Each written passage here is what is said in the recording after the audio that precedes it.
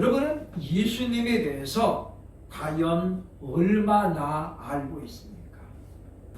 많은 사람들이 예수님을 위해서 기도하고 예수 이름으로 기도하면서 예수님을 믿는다고 하면서도 의외로 예수님에 대해서 잘 모르고 있는 것들이 많이 있습니다.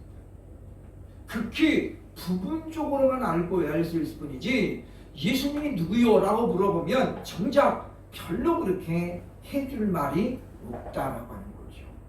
그래서 요한복음 17장 3절에 보니까 이렇게 말씀합니다. 영생은 곧 유일하신 참 하나님과 그가 보내신 자 예수 그리스도를 아는 것이니라. 영생이 무엇입니까? 구원이죠. 구원은 곧 하나님과 예수 그리스도를 아는 것이라는 거예요. 그러니까 우리가 아는 만큼 힘이 되고 아는 만큼 내가 제 삶에 적용할 수 있다라고 하는 것입니다. 그러게 우리는 예수님에 대해서 좀 더 많은 것을 그리고 정확한 예수님을 알려고 하는 수고가 있어야 되겠다라고 하는 거죠. 그 수고는 다른 것이 아니라 예수님을 소개하고 있는 이 성경을 우리가 늘 가까이 하고 마태가 소개하는 예수님은 과연 어떤 분이고 요한이 소개하고 있는 예수님은 또 어떤 분인가? 예수 그리스도는 한 분이지만은 그 예수님을 소개하는 모습은 제자들마다 다 달랐습니다. 예를 들면 우리가 서울에 경복궁을 다녀와서도 갔다 온 사람들 말이 다 똑같지 않거든요. 어떤 사람은 무늬를 보고 야 경복궁 참 무늬가 정말 멋있더라. 그런가 하면 또 크기를 본 사람들은 어마어마하게 크더라.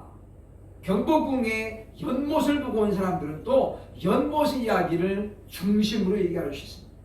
그러니까 하나의 경복궁이지만은 그것을 보고 온 사람들은 어디에 포인트를 주느냐에 따라서 설명하는 것이 다 달라요. 마찬가지입니다. 마태는 예수님을 누구로 소개합니까? 하나님의 아들이시면서 동시에 유대인의 왕이라고 소개합니다. 유대인의 왕으로 나시니가 어디 계시니요? 우리가 경배하러 왔다. 그러니까 마태는 예수님을 왕으로 계속 소개하는 거예요. 그런가 하면 마가는 또 누구를 소개합니까? 마가는 예수님을 철저하게 하나님의 종으로 소개합니다.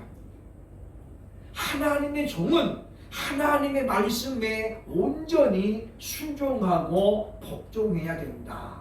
그래서 예수님이 아버지의 말씀에 온전히 순종했던 것을 마가는 확신적으로 기록하는 거예요. 요한은 반대로 말합니까? 요한은 바로 예수 그리스도는 하나님의 아들이시라. 하나님의 아들로 예수님을 중점적으로 소개하는 거예요. 그러니까 우리는 하나님의 아들로만 알아도 안 되고 하나님의 종으로만 알아도 안 되는 거예요. 우리는 예수님을 누구로 해야 됩니까? 만왕의 왕이시요 하나님의 종이시며 하나님의 아들이시며 그러면서 누가는 예수님을 누구로 소개합니까? 예수님은 유대인들만의 주가 아니라 바로 모든 인류의 주로 오셨다. 왜냐? 누가만 이방인이잖아요. 그렇죠? 마태, 마가, 요한은 전부 다 유대인들입니다. 근데 유일하게 누가는 이방인이거든요. 그러니까 이방인인 누가의 눈에는 예수님이 누구를 보냐면 유대인들만 구원하는 게 아니라 모든 사람을 구원하러 오셨다. 그래서 예수님을 소개할 때에 바로 온 인류의 구주로 소개하는 거예요. 이게 누가복음 2장이 말하잖아요. 그죠? 우리에게 복음이 선포되는데 무엇입니까? 온 인류를 위하여 구주가 나셨다. 그러니까 마태, 마가, 누가, 요한이 바라보는 예수님의 관점은 다 달라요. 그죠? 그러나 그분은 네 분이 아니고 한 분이다 라고 성경이 말하고 있습니다. 오늘 본문에 히브리서 기자는 예수님을 과연 누구라고 소개할까요? 오늘 보면 2절에 보면 이렇게 말합니다. 그는 믿음의 대상이다. 믿음의 주요, 그 말은 이 주인 주자잖아요. 그죠? 믿음의 대상이라는 거예요. 예수님은 믿음의 대상이고 두 번째 성도를 온전하게 하시는 거예요. 그러니까 우리가 예수님을 떠나서 우리는 온전할 수가 없습니다. 항상 불안하다는 거예요.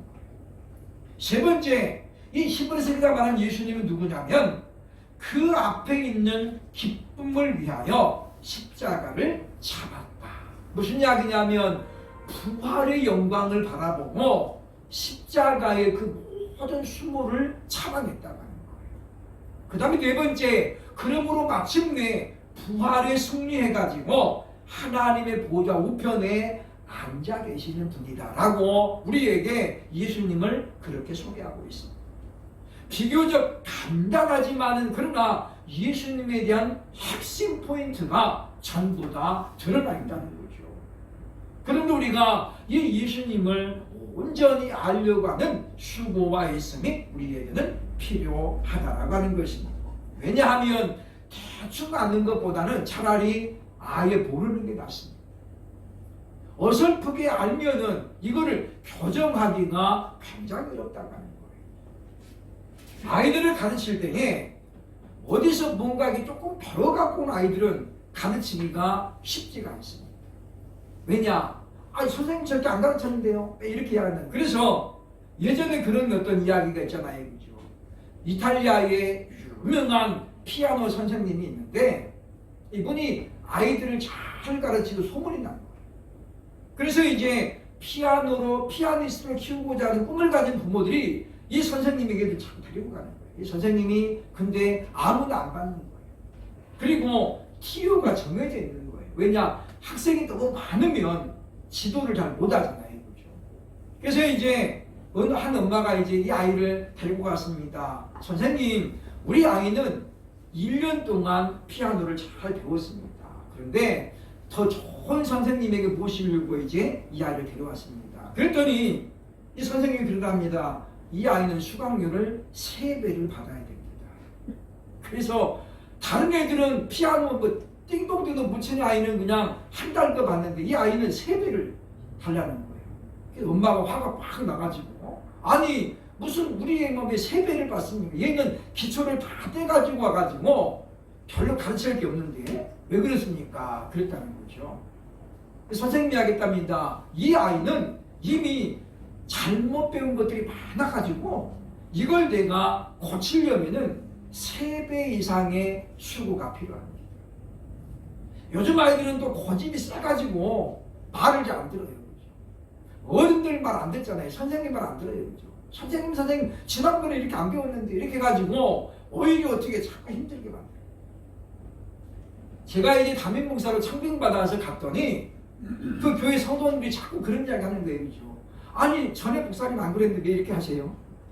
이렇게 새벽 예배 성경 봉독도 하면 전에 목사님 이렇게 하는데 왜 이렇게 안 하고 사사건건 전부 기준이 어디가 있는 전에 목사님에 가 있는 거예요. 전에 목사님 이렇게 안 했는데 근데 사람이 다르잖아요. 그렇죠? 사람이 바뀌었는데 어떻게 똑같이 할 수 있습니까? 쌍둥이도 달라요. 그렇죠? 얼마나 피곤합니까? 그래서 이 선생님이 그렇게 말했대요. 이 아이는 3배를 내가 받아야 되겠습니다. 그렇게 하고 맡기려면 맡기고 아니면 데려가십시오. 그랬다는 거죠. 무슨 이야기냐면 우리가 어설프게 알면 그거를 교정하기는 되게 어렵다는 거예요. 사람들이 보면 우리가 신앙생활을 하면서도 잘못된 신앙생활을 하다 보면은 이게 교정이 안 돼요. 저는 뭐 안 받아봤습니다만은 이제 아이들이 청소년기 되면 치아 교정을 하잖아요. 그렇죠? 그거 뭐 이렇게 뭐 스텐 같은 걸 다 교정시키잖아요. 그거 뭐 엄청 힘들대요. 그렇죠? 그 막 정신이 막 이렇게 막 힘들고 그랬다는데 그것도 한 번에 안 끝나잖아요. 그렇죠? 보통 막 1년 반 하고 있거든요. 그렇죠? 굉장히 힘들답니다. 왜냐? 이 치아를 그게 해가지고 이제 교정을 시키는 거잖아요. 굉장히 본인도 힘들고 많은 시간이 필요해요. 시간. 그런 것처럼 우리가 예수님을 알아도 우리가 분명하고 정확하게 알아야 되겠다라고 하는 것입니다. 남의 말만 듣고 얻은 지식은 사실은 불확실할 가수가 많이 있습니다.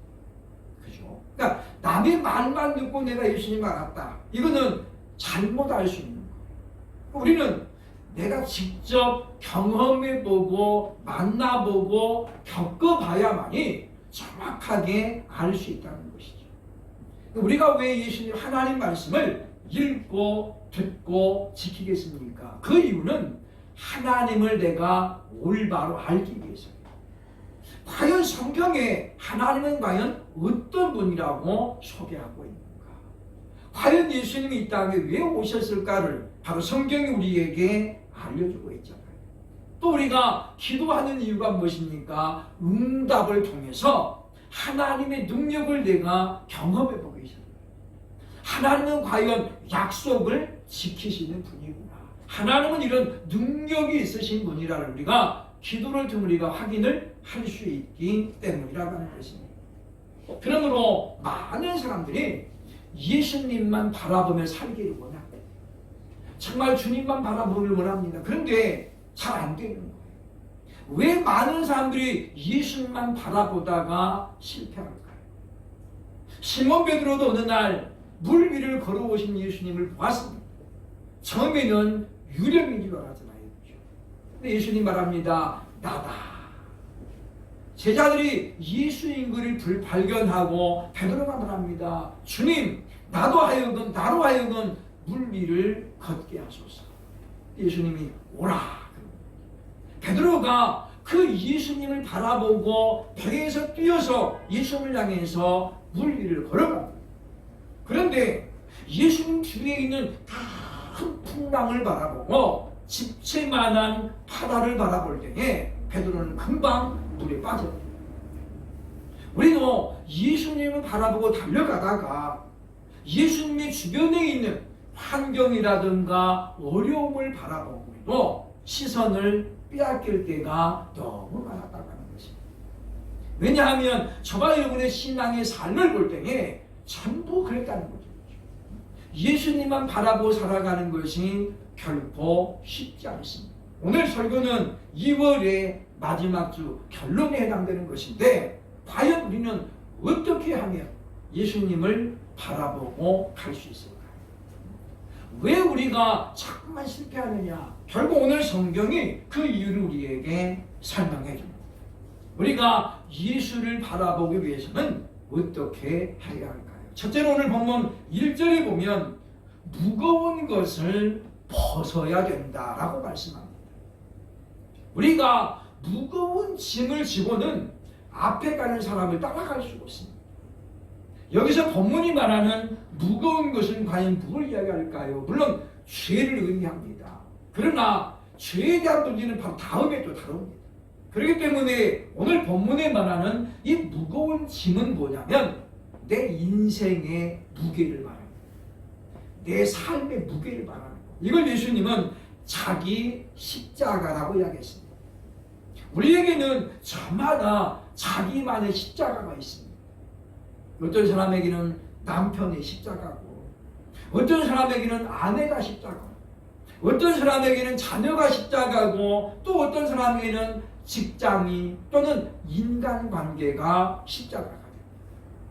그 무거운 짐 때문에 우리는 자꾸만 그 짐을 의식하다 보니까 예수님을 바라보다가도 짐의 무게를 쏠리는 거예요. 자꾸만 왜 내 이 짐이 이렇게 안 벗어지나? 왜 내 짐이 이렇게 무거울까? 그래서 그 짐에 자꾸 우리가 이제 마음을 뺏기다 보면 예수님을 향한 마음이 사라지게 된다는 거죠. 그렇기 때문에는 내가 지금 가지고 있는 내 십자가가 과연 무엇인가를 먼저 발견을 해야 된다고 하는 것입니다. 우리는 어떻게 하면 이 무거운 것을 벗을 수 있을까요? 마태복음 11장 28절 29절에서 주님이 이렇게 말합니다. 수고하고 무거운 짐진 자들아 다 내게로 오라. 내가 너희를 쉬게 하리라. 그러면서 29절 보니까 나는 마음이 온유하고 겸손하니 보면 나의 멍에를 보고 내게 배우라. 그리하면 너희가 마음의 힘을 얻으리니라고 말씀하죠. 그러니까 우리는 이 무거운 짐을 내 힘으로는 해결할 수가 없습니다. 하나가 해결되면 또 하나가 터지잖아요. 그렇죠? 안 되는 겁니다. 그래서 주님 말합니다. 수고하고 무거운 짐진 자들아 내게로 오라. 그러면 주님께서 해결을 해 주시겠다고 하는 거예요. 그러니까 우리는 그래서 우리가 있는 그 상태로 주님 앞에 나아가면 되는 겁니다. 제 친구 목사 한 분이 처음에 이제 곰달래길에서 교회 개척을 했습니다. 이분이 이제 소아마비 장애를 앓았는데 아주 머리도 똑똑하고 굉장히 아주 똑똑한 분이에요. 교회 개척해가지고 사람들이 잘 안 오는 거예요. 어느 날 주일 예배 됐는데 한눈에 봐도 귀부인 티가 탁 나는 거예요. 딱 들어오는데 그야말로 포스가 회장님, 사모님 같은 거예요. 예배 시간에 예배가 시작됐는데 중간에 들어오셨는데 그냥 고개를 푹 숙이고 앉아있는 거예요. 도대체 우리 교회하고 저는 안 맞는 분이 오신 거예요, 말하자면. 그런데 이분이 이제 목사 되기 전인데 아직 안수를 받아가지고 축도는 못하고 주기도문 해야 되는데 주기도문으로 마치겠습니다. 그랬더니 주기도문 시작을 했는데 이분이 나가더라는 거예요. 왜? 사람들도 없지요. 보니까 목사도 아니고. 이분이 주기도문 하다 말고 그랬답니다. 그 무거운 짐은 벗어놓고 가시지요. 그랬대요. 무거운 짐은 벗어놓고 가시죠. 근데 이분이 나가려고 문을 닫다가 전도사님이 그렇게 말하니까 그 자리에 탁 쓰러지더라고요. 왜 그러느냐? 예배 시종인가 얼굴 보니까 얼굴이 굳어있는 거고 뭔가 수심이 가득 차있는 거예요. 이분이 뭔지는 잘 모르지만 던진 거죠. 그죠? 무거운 짐은 벗어놓고 가시라. 예배 끝나면 이분이 물어보지도 않았는데 자기 사정을 다 고백하더라고요. 정말로 뭐 하나 부족하게 없는데 그 남편이라는 외인수 때문에 지금 사냐 못 사냐 자기가 지금 그런 중간에 있는 이거 그냥 끊어버려야 됩니다. 돈은 잘 벌어오는데 하도 사고를 많이 치니까 이게 도대체가 내가 누구랑 사는지 모르는 그런 상황. 그러니까 이분이 그러기 때문에 이분이 교회라도 가야 살 것 같아서 가까운 게 온 거예요. 왔는데 그 예배 시간에 그 무거운 짐이 다 누르고 있으니까 말씀이 안 들어오고 은혜가 안 돼요. 그래서 그 문제를 이제 상담을 하면서 한동안 그 교회를 출석했다라고 하는 것인데 우리가 예수님께로 나아가지 않으면 우리 인생의 무거운 짐은 풀려지지가 않습니다. 왜냐? 자꾸 가중된다는 거죠. 가중돼요. 나는 나이가 먹어가면 힘이 떨어지는데 비해서 어떠신 문제는 자꾸 커진다는 거죠. 그래서 예수님 말씀합니다. 수고하고 무거운 짐진 자들아 다 내게로 내가 너희를 쉬게 하리라. 우리의 안식은 그리스도 예수 안에서만 가능합니다. 아무리 내가 세상에서 편하게 살고 좋은 차를 타고 좋은 집에 살아도 그것이 우리에게 안식을 주는 것이 아닙니다. 그러므로 사랑하는 여러분이요, 우리가 예수만 바라보고 살려면 먼저 지금 나를 짓누르고 있는 내 십자가를 주님 앞에 내려놔야 돼요. 내려놔. 그리고 말합니다. 나는 마음이 온유하고 겸손하니 내게 배우라. 그러면 너희가 마음에 쉼을 얻으리라고 주님 우리에게 말씀하고 있다고 하는 것입니다. 그러므로 사랑하는 여러분이요, 우리가 내 짐을 주님 앞에 맡기지 못한 이유는 두 가지입니다. 하나는 자기 고집 때문입니다. 자기 고집. 이건 내가 아니면 아무도 못해요. 이런 어떤 너무나도 특별한 사명감 때문에 못 내려놔. 내려놔야 되거든요. 또 하나는 뭐냐면 자신의 얄팍한 지식 때문에 못 내려놔요. 못 믿는 거죠. 이 정도는 돼야 되는데 그래서 안 되는 거예요. 근데 이것이 뭐냐면 교만이라고 볼 수 있다라고 하는 것입니다. 그러므로 우리는 예수 그리스도를 온전히 바라보고 따라가기 위해서 이제부터 주님께 맡기고 내려놓는 훈련을 거듭할 수 있는 그런 지혜로운 성도들 되시기를 주의 이름으로 축원합니다. 내 힘으로 발버둥 쳐도 안 되는 것, 주님이 말씀 하나면 해결하는 거예요.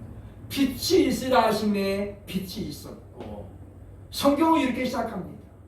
우주 만물의 시작은 바로 하나님의 명령으로 시작되었다고 하는 것이죠. 예수님께서 많은 병자들을 고치실 때에 방법이 다 달랐습니다. 어떤 사람에게는 친히 안수하셨고, 어떤 사람에게는 물 발라주기도 하셨고, 어떤 사람에게는 그냥 말씀으로만 네 믿음이 너를 구원하였다 그러고 나셨어요. 우리의 믿음의 상황에 따라서 하나님의 은혜는 다르게 나타난다는 것입니다. 그러므로 두 번째, 우리는 어떻게 해야 예수님만 바라볼 수 있을까요? 역시 1절에 보면 죄를 벗어야 된다고 말합니다. 히브리서 기자는 죄를 지금 정의하면서 죄의 특징을 이렇게 설명하죠. 얽매이기 쉬운 것이다.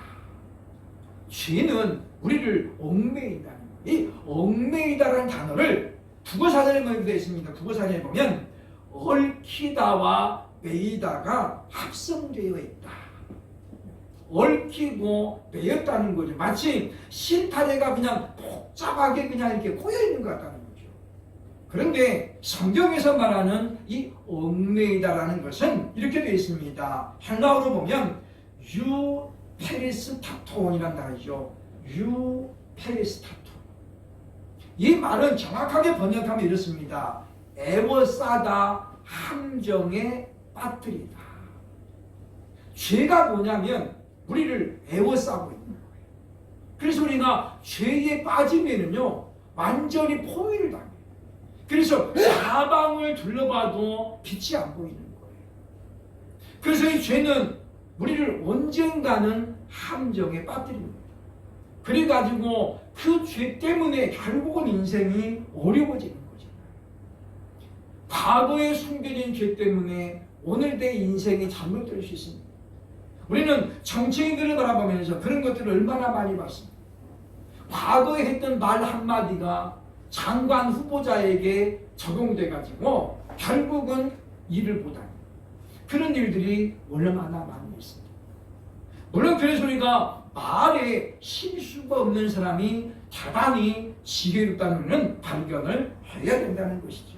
그러므로 이 죄는 어떤 특징을 갖고 있냐면 우리를 애워싸고 있다가 결정적인 순간 우리를 함정에 빠지게 한다는 거죠.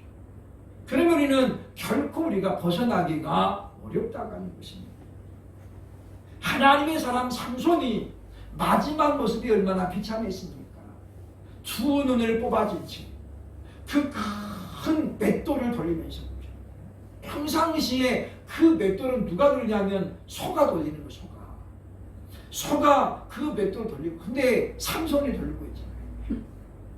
사람들은 그 삼손을 바라보면서 얼마나 많이 조롱했겠습니까? 그 원인이 뭘까요?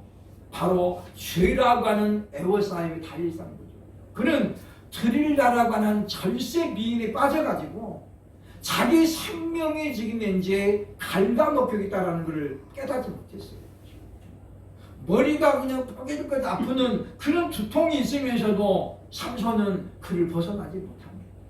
왜냐하면 이미 애워싸워 있기 때문이죠. 그러므로 우리는 이 죄의 소리가 반드시 벗어나야 된다는 거죠. 근데 예수님께서 바로 이 우리 죄를 대신 해주시기 위해서 이 땅에 오셨잖아요. 그러므로 사도 바울은 고린도후서 5장 17절에서 이렇게 선포합니다. 그런즉 누구든지 그리스도의 안에 있으면 새로운 피조물이라. 이전 것은 지나갔으니 보라 너희가 새 것이 되었도다라고 말씀하죠. 우리가 예수 그리스도를 향하고 예수님을 따라가면 우리는 새로운 피조물로 선포가 됩니다. 종교개혁자 마틴 루터가 종교개혁을 일으킨 원인이 무엇이었습니까? 그가 로마서 말씀을 연구하다가 믿음은 구원으로 이루어진다는 아주 평범한 진리를 발견합니다. 그 전까지 루터는 영생에 이르는 방법을 찾아서 온통 애를 썼습니다. 어떻게 내가 선한 일을 해야 구원받을까? 내 육신을 얼마나 내가 괴롭혀야, 육신의 욕망을 내가 억제해야 구원받을까? 그래서 어느 날은 그 성당의 계단을 무릎으로 걸어 올라갑니다. 계단을 무릎으로 걸어 올라가면서 반도 올라가서 무릎에서 피가 철철 납니다. 그래도 구원의 기쁨이 없는 거예요. 왜냐? 그래가지고 구원받는 게 아니거든요. 그럼 그는 말씀으로 돌아가서 로마서를 파고듭니다. 그리고 로마서를 통해서 믿음으로 의로워진다는 이신즉의 또는 이신칭의 교리를 발견하게 되는 거죠. 그걸 발견하고 루터는 얼마나 감격에 기록했습니다.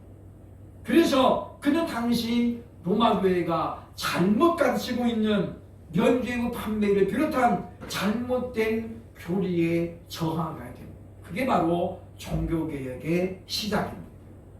당시 그는 95개 조항이라고 하는 당시 로마 교회가 성경에서 잘못된 95가지를 낱낱이 열거하는 대자보를 통해서 그야말로 로마 카톨릭 교회를 완전히 뒤집어 놓죠. 그게 바로 이제 프로테스탄트, 즉 개신교회의 시작이라고 볼 수 있습니다. 그러므로는 내가 믿음으로 말미암아 하나님의 자녀가 되었다라는 이 신분에 대한 확신을 가지고 우리가 죄를 벗어버리고 주님만을 따라가려고 애를 씁니다. 우리가 한 곳만 바라보면 우리는 다른 것은 뺏기지 않습니다. 우리 눈이 두 개라고 해서 우리가 동시에 두 개를 다 못 보잖아요. 그죠? 이게 하나로 모아져야 정확하게 보입니다. 어떤 사람은 오른쪽 왼쪽 눈이 시력이 똑같은 분도 있지만 대부분은 짝짝입니다. 오른 눈이 더 좋은 사람이 있고 어떤 사람은 또 왼쪽 눈이 더 좋은 사람이 있잖아요. 그래서 우리 눈은 두 개가 하나로 될 때에 정확하게 볼 수 있고 올바로 볼 수 있는 거예요. 그러니 우리는 자꾸 우리가 이 죄의 내가 벗어나지 않으면 우리는 예수님을 놓치게 된다. 그러므로 우리가 신분의 변화를 확신하고 정말 우리가 이 죄로부터 벗어남으로 말미암아 주님만 바라볼 수 있기를 주의 이름으로 축원합니다. 세 번째, 우리는 어떻게 해야 예수님을 바라볼 수 있을까요? 역시 1절에 보면 인내를 가지라고 말씀하고 있습니다. 경주에서 가장 중요한 게 뭐냐면 바로 인내입니다. 물론 장거리일수록 그렇습니다. 우리나라 마라톤계를 대표하는 인물인 이봉주 씨는 어느 날 텔레비전에 나와가지고 인터뷰를 했습니다. 기자가 물었습니다. 당신은 마라톤 완주를 그렇게 많이 했으니까 달리는 게 안 힘들지요? 라고 물었습니다. 이봉주가 그 말 끝나자마자 그랬습니다. 아니요. 나는 달릴 때마다 힘듭니다. 마라톤은 많이 해봤다고 해서 안 힘든 게 아니라는 거예요. 기도하는 분들이 물어보세요. 그죠? 기도하는 거에 안 힘들지요? 안 힘든 게 아니에요. 다 힘들어요. 제 친구 목사도 평택에서 기도원 했는데 이분도 조기 은퇴해서 조기 은퇴. 왜냐? 이분이 그런 얘기를 기도하는 게 너무 힘들다는 거예요. 성경 하루에 2시간 보는 거는 할 수 있대요. 근데 내가 기도를 2시간 하는 건 너무 힘들었어. 그래서 그냥 마침 그 평택에 이제 미군 부대가 들어온다고 그래가지고 나가라고 그랬어요. 그죠? 나가라고 그래가지고 지금은 이제 평택 시민들이 막 다 반대해가지고 거기 지금 행복주택이라고 아파트 단지가 어마어마하게 크게 들어섰습니다. 이분이 이제 보상 받아가지고 이제 은퇴했어요. 그죠? 화성에도 이제 화성으로 이제 집 하나 1, 2층짜리 빌려가지고 갔는데 조기 은퇴는 얼마나 편하겠습니까? 근데 하나님께서 마음에 팍 짐을 주는 거예요. 아니 시도 때도 없이 사람들이 찾아오는 거예요. 어떻게 알고 찾아오는지 전에 기도해 왔던 그 단골들이 목사님이 찾아오는 거예요. 집에 목사님 저 기도해 주세요. 예배 드립시다. 아니 나 이제 은퇴해가지고 집에서 쉬는데 그냥 시도 때도 없이 와가지고 은퇴가 아닌 거예요. 그래서 이번에 다시 시작을 했습니다. 이거 하나님께서 안 기뻐하시나 보다. 나이가 아직 젊으니까 그죠. 70이 안 됐는데 자기는 조기 은퇴 얼마나 잘 됐어요 그죠. 보상도 받았지요. 거기 이제 헐려가지고 다 나가라 그러니까 뭐 근다고 또 다른 데 가기도 못하고. 그러니까 집으로 왔는데 집을 너무 좋은 집을 얻은 거예요. 1층에 지금 복층으로 얻어놓으니까 부부만 딸랑 사는데 그죠. 그러니까 사람들이 와가지고 우리 1층에다가 예배당에 예배합시다. 그래가지고 오니까 이거는 그냥 목사님이 가라고도 못 기도해달라는데 어떻게 쫓아요 그죠. 예배드리자는데 나가라고 못 하잖아요. 그래서 이번에 그래가지고 다시 이제 또 그곳에서 다시 기도원을 한 가정에서 하는 가정에서 모든 것이 보면 우리 마음대로 안 돼요. 그렇죠? 세상에는 나이 먹는 거 빼고는요 쉬운 게 없어. 그죠? 어떤 분은 밥 먹는 것도 힘들어. 우리 권사님도 그러지만 먹는 것도 힘들어가지고 막 안 맥히고 안 땡기고 힘들잖아요. 그죠? 그래서 이 식사가 사자가 일사자 먹는 것도 일이에요. 젊었을 때는 그냥 막 없어서 못 먹지만은 나이 드시면 또 그것도 안 된다고 말이에요. 나이 먹는 거 빼고는 다 힘들어요. 그죠? 우리가 그러므로 하나님 앞에 나아가는 거는 절대적으로 인내가 필요합니다. 기도에도 응답받기까지는 인내가 필요하죠. 인내해야 돼요. 하나님 앞에 내가 작정해서 40일 채웠더니 하나님 응답이 없어요. 그럼 어떻게 해야 돼요? 하나님 안 계시구나. 하나님이 나를 버렸구나. 그리고 돌아서야 돼요. 그러면 끝나는 거예요. 40을 했는데 안 되면 어떻게 해야 돼요? 또다시 해야 돼요. 또다시 작정해서 기도하고 그래도 안 되면 하나님 앞에 또 매달려야 돼요. 자기 출석성으로만 10,000명의 몸이 보이는 교회. 이 목사님이 누나를 위해서 기도했잖아요. 우리 누나 한국에서 유명한 무당인데 하나님 우리 누님 좀 구원해 주세요. 하나님이 전능하신 분인데 누님을 못 구원하는 거예요. 기도하고 그렇게 해도 안 되는 거예요. 그 누님이 얼마나 더 좋은 분인지 동생을 참 또 이뻐하시는 거예요. 그런데 이 동생이 전도만 하려고 그러면 누나가 다 일어서는 거예요. 나 이제 가야 되겠다. 너 이제 그만 가라. 아예 그래서 예수 위에자도 못 꺼내게 만들고 교회 얘기하려고 하면 다 꺼내버려요. 35년 걸렸대요. 35년. 이 목사님이 새벽마다 그 누님 이름 부르면서 하나님 우리 누님 좀 곧 구원해 주세요. 35년 기도하고 목사님이 이제 은퇴했는데 그때 누님이 교회 나오는 거예요. 여러분 하나님이 능력이 부족해서가 아니죠. 그만큼 그분이 깊이 빠져 있는 거예요. 누구 말도 안 듣잖아요. 또 워낙에 용하다고 소문나가지고 사람들이 계속 찾아오는 거예요. 그러니 그거 다 엎어버리고 나 예수 믿어요 이렇게 할 수가 없는 용기가 없는 거예요. 하나님께서 그것을 무너뜨리는데 35년 이 목사님의 기도가 필요했다는 말이에요. 사랑 여러분이요, 하나님은 침묵하고 있는 것 같지만은 우리의 귀를 우리의 소리를 들으십니다. 그리고 우리가 기도할 때 하나님은 반드시 그 기도를 들으시고 하나님의 정하신 때가 되면 이루어 주실 줄로 믿습니다. 그러므로 우리는 인내를 가지고 왜 내가 지금 이만큼 했는데 하나님 이렇게 안 됩니까? 그렇게 우리가 빠질 것이 아니라 우리는 인내심을 가지고 주님께서도 참으셨잖아요. 오늘 보면 3절에 이렇게 말하고 있습니다. 너희가 피곤하여 낙심하지 않기 위하여 죄인들이 이같이 자기에게 거역한 일을 참으신 일을 생각하라.